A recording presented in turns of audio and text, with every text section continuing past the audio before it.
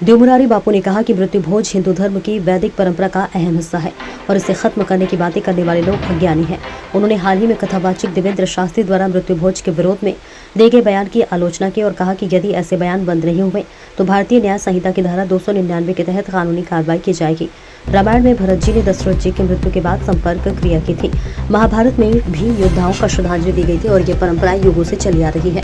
इनका विरोध बर्दाश्त नहीं किया जाएगा। बापू ने यह भी कहा कि जो लोग समर्थ नहीं है वो सीमित लोगों को भोज कराकर परंपरा निभा सकते हैं। परंपराओं का मजाक उड़ाना धर्म का अपमान है। अखाड़ा परिषद ने भी देवमुरारी बापू को परंपराओं की रक्षा का अधिकार दिया है। देखना होगा कि इस प्रशासन पर क्या कदम उठाता है। आज अशोकनगर में हम सभी सम्मानित पत्रकार बंधुओं को आमंत्रित करके अपनी बात रखना चाहते हैं, जिसमें मुद्दा यह है कि आजकल जो तथाकथित कथावाचक हैं, जो धर्म शास्त्र और अपने इतिहास पुराण परंपराओं को नहीं जानते हैं, कुछ भी वक्तव्य दे देते हैं। इससे हमारे सभी सनातनी हिंदू भाइयों की जन भावनाएं आहत होती है। जिसमें अभी एक गर्म मुद्दा यह है, 2 दिन पहले ही मैंने अखबार के माध्यम से पढ़ा कि कोई देवेंद्र शास्त्री हैं जो मुंगावली में कथा कर रहे हैं। उन्होंने वक्तव्य दिया है कि जो मृत्यु भोज है वो हमारे समाज के लिए अभिशाप है और ये बंद होना चाहिए। उसका बहिष्कार वाली बात मैंने सुनी और जब मैंने अपने सभी धर्माचार्य और अखाड़े के अध्यक्ष वगैरह से मैंने बात की, सबने कहा कि हमने आपको यह अधिकार दिया है कि जो भी हमारे सनातन धर्म, हिंदू धर्म और हमारी परंपराओं के खिलाफ कुछ भी बोलता है तो उनको ये दंडात्मक कार्रवाई करने का अधिकार दिया है, जो मैं आप सब लोगों को उपलब्ध कराऊंगा। तो मैं ये कहना चाहता हूँ कि ऐसे तथाकथित धर्माचार्य, तथाकथित कथावाचकों के रूप में आजकल जगह जगह लोग कथा कर रहे हैं, जो अनधिकृत हैं।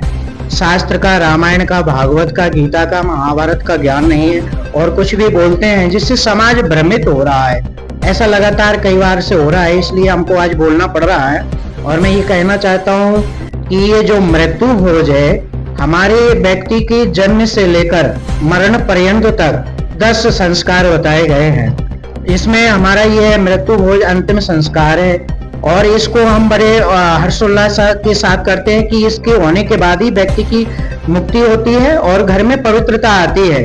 पर आजकल लोग जो बोलते हैं कि ये नहीं होना चाहिए, समाज के लिए अभिश्राप है, तो मैं ये कहना चाहता हूँ अभिश्राप नहीं है। हमारी ये धार्मिक, सामाजिक एवं हिंदू धर्म की मान्यता है जो वर्षों से चली आ रही है। यहाँ तक कि त्रेता युग में भी आप देखिए, जब भगवान श्री राम जी के पिताजी का मरण हुआ तो भरत जी ने आकर के अपने पिता के 10 गात परंपरा का विधान पूर्वक कार्य किया। तो इसीलिए आज भी ये परंपरा है, हमारी मान्यता है। अगर सामर्थ्य नहीं है 1500 या 10,000 लोगों को खिलाने का, तो ये किया। अगर हम भोज कराते हैं, मृत्यु भोज करते हैं, जिससे हमारे घर में पवित्रता आती है, इसलिए अनिवार्य है। अगर कारणवश हमको अगर ये बेफुजूल खर्ची लगता है तो इसके लिए हम लोग अपना हर वर्ष जन्मदिन मनाते हैं, बर्थडे मनाते हैं। इसकी कोई औपचारिकता की जरूरत नहीं है। लाखों रुपए लोग खर्च करते हैं, जो कि हमारी सनातन परंपरा में नहीं है। अपने स्वयं के सुख के लिए, आनंद के लिए किया जाता है। हम लोग शादी सालगिरह मनाते हैं, इसको जरूरत नहीं है, हमारे शास्त्र में नहीं वर्णित है। हमने अपनी सामाजिक परंपरा और अपने घर की खुशी के लिए हम लोग भी करते हैं। तो ऐसी परंपराओं में जिसमें फिजूल खर्च होता है उसको हम लोग बंद कर सकते हैं। लेकिन ये हमारी जो परंपरा है, व्यक्ति का जन्म से लेकर के नामकरण है, कर्ण है, और जनेऊ है, तिलक है, चंदन है, कंठी है, माला है, विवाह है, उसके बाद हमारा अंतिम प्रक्रिया आती है, जो व्यक्ति के मरने के बाद कोई प्रक्रिया नहीं होती हमारे हिंदू समाज में, हमारे धर्म में। तो ये हमारे सनातन की परंपरा के खिलाफ है। अगर कुछ लोग इस तरह से समाज को भ्रमित करते हैं कि मृत्यु भोज का बहिष्कार किया जाना चाहिए और मृत्यु भोज बंद होना चाहिए, समाज के लिए अभिश्राप, तो मैं कह देना चाहता हूँ पहले धर्मशास्त्र का ज्ञान करें। महाभारत में भी ये वर्णन है, जब कौरव पांडवों का युद्ध हुआ, बहुत सारे बंधु लोग मारे गए, तो कुरुक्षेत्र में जाकर पांडवों ने वहां पर उनका श्राद्ध किया और तमाम जो अंतिम प्रक्रियाएं होती हैं, अंतिम संस्कार के बाद जो प्रक्रिया वो की गई हैं। तो सतयुग है, त्रेता है, ये सब उस समय से चला आ रहा है। तो कुछ लोग जो हमारी धार्मिक भावनाओं को भड़काने का कार्य कर रहे हैं, ऐसे लोगों के लिए दंडात्मक कार्रवाई 299 आईपीसी धारा के तहत हम ऐसे लोगों के खिलाफ कार्रवाई करेंगे।